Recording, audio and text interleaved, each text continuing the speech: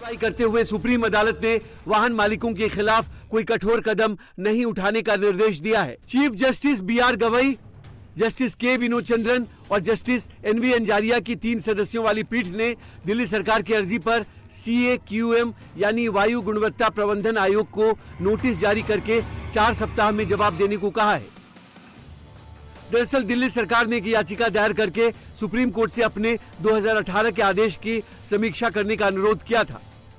दिल्ली सरकार ने पुराने वाहनों पर प्रतिबंध का विरोध करते हुए तर्क दिया था कि वाहन नीति से उन आम लोगों को नुकसान हो रहा है जो अपने वाहनों का सीमित उपयोग करते हैं।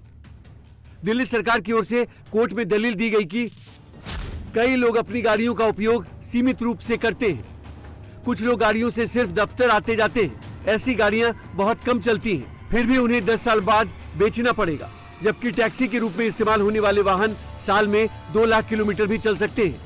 बावजूद इसके वो अपने एज लिमिट तक सड़क पर बने रहते हैं। दिल्ली सरकार ने सुप्रीम कोर्ट के इस फैसले का स्वागत किया।